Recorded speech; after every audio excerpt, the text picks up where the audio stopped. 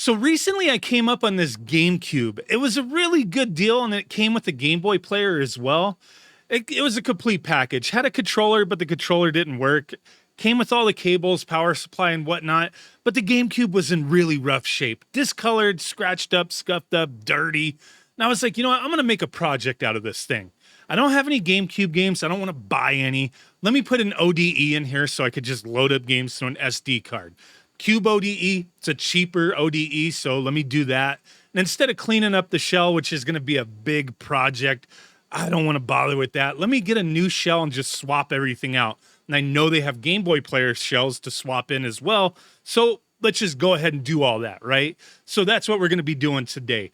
I started looking around and I'd seen a bunch of shells and I was like, holy crap, these things are a little expensive. Like shells that are like $70 to $150.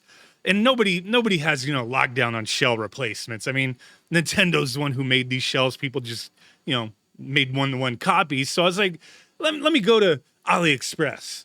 And I started seeing shells for a lot cheaper. And I started noticing some of the places where I was seeing them for like 70, 80 bucks in the US, they had to have been getting them from China because they're the same exact pictures and whatnot. So I found a place, Retro Scaler. They sold a lot of products, some shell replacements for really cheap. I'll put up the prices of what they cost on the screen. But yeah, I got a bunch of stuff. The Cube ODE was like $50. The shell replacements, even the Game Boy player one, I got the purple transparent shells, which look really cool. So I'm going to pimp this thing out, man. Get a HDMI adapter, not like one of those cheap little, like, oh, it just takes like the composite signal and upscales it. No, like a, GC HDMI thing. We've done a lot of content on those kind of adapters before, but hey, on AliExpress, you can get these things for like 30 bucks, where in the US, it's like $80 to $150, man. And I also got like a SD2 SP2 Pro, which you just pop into like one of the serial ports underneath the system.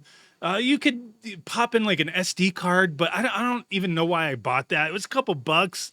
Don't really need it. It's just an extra option to load stuff, but it was a couple dollars. So I was like, screw it, I'll just get it, right? So the other thing I got was a mount for the Cube ODE. You don't really need that, but it just makes things look cleaner. So that's what I want to do. Just make everything look clean. Just go through this process. So we're going to go through it real quick. Not a full-on tutorial on, swapping the shell or anything, but I will let you know, I was worried. I hate taking apart systems because I get scared, especially stuff like a GameCube. Not like, like a Neo Geo you take apart. It's not like crazy bunch of screws and parts there, but like things that had a disc drive in it, it starts getting a little more crazy where, there's a lot of things going on in there. And I start getting worried, like, man, there's going to be a bunch of different screw sizes, a lot of moving parts. But the GameCube actually wasn't as overwhelming as I thought. But since I was a little worried, I'm going to start out with the Game Boy player first, which was very simple to do. It took literally a few minutes to swap everything over. So that was the simplest thing. Then going to the GameCube, I was like, okay, I'm going to take my time. And I did take my time. The one tip that I'm going to give you, you seriously, like if you want to put in an ODE, you're going to get rid of the disk drive. So, there's going to be like documents and tutorials out there showing you like, you're just going to get rid of the disk drive.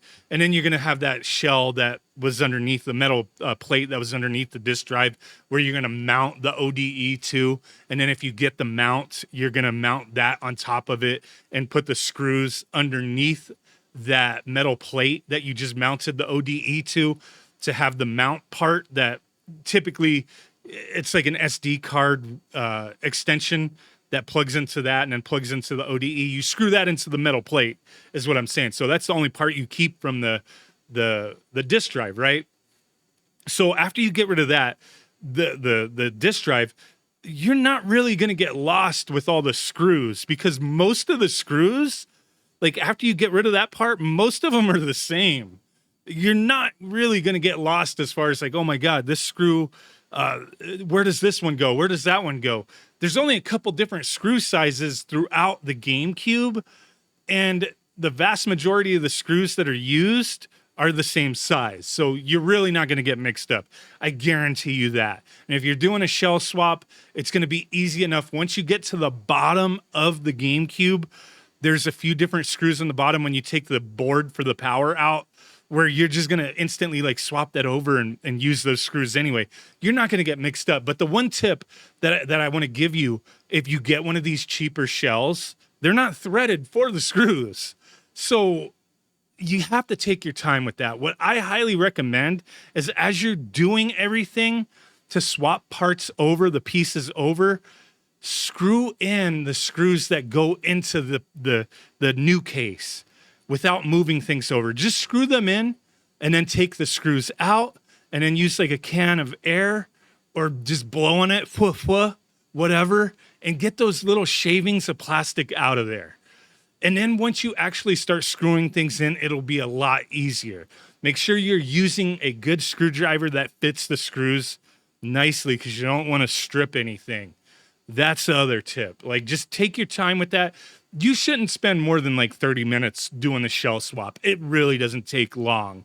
So what I noticed with this was the shell, everything fit nicely. I didn't have any struggle putting anything together here. Just those tips that I wanted to point out. So I did take my time, got everything nicely put back together.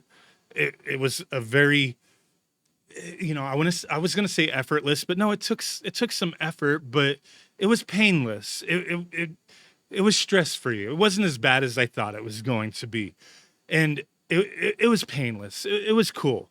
Once I got that ODE, got the mount in there, got my SD card set up with Swiss, got my games loaded up on there, plugged in. Oh, and that HDMI adapter, it does come with a little bracket so it doesn't sag, which is nice, because some of them that I've seen before, they don't come with that. Like, people will sell them, but this one came with it, so that was cool. But yeah, pop it in. Got HDMI, comes with a little remote, so you can, change settings if you need to, and you're up and running, playing games. Like, just download your games off the Internet Archive. People are like, hey, don't mention that. No, I'm mentioning it. I'm not linking to anything, but, just download your games, pop them on there, download Swiss, get the Game Boy interface if you want to play Game Boy games. Like, I pimped this thing out, and it was pretty awesome. I made a GameCube. I mean, I didn't literally make a GameCube, but I made a GameCube, and it was cool. It was fun. I enjoyed doing this, and it was a lot cheaper than if I went a different route. Like, sometimes, going through China, you get junk, to be honest with you. But there are some companies that, hey, they're making some decent stuff at a reasonable price. And you don't gotta be shy about it, man. If you want to spend double, triple, quadruple for the same damn thing, be my guest. I don't care. But there is no shame in saving, some money to get the equivalent. You know what I mean? And AliExpress was a place where I never liked buying from before, because it would be a pain in the ass if you had a problem getting a refund. But past few years, I have had no issue. I have had issues where a company either sent me something that was messed up or just something like that happened. A couple little issues, but then I report it, and it's been smooth getting my money back. Before, it was never smooth. But they're better at taking care of the buyers now, so I can at least appreciate it. But yeah, just wanted to share, this whole, whole thing, pimping out a GameCube. Very cool when you get a good deal on something and then pimp it out. In my opinion, a reasonable price in all these parts. Didn't need to do all that, but just sometimes it's nice to have something nice, man. There you go. Let me know what you think. Thanks for watching. Bye.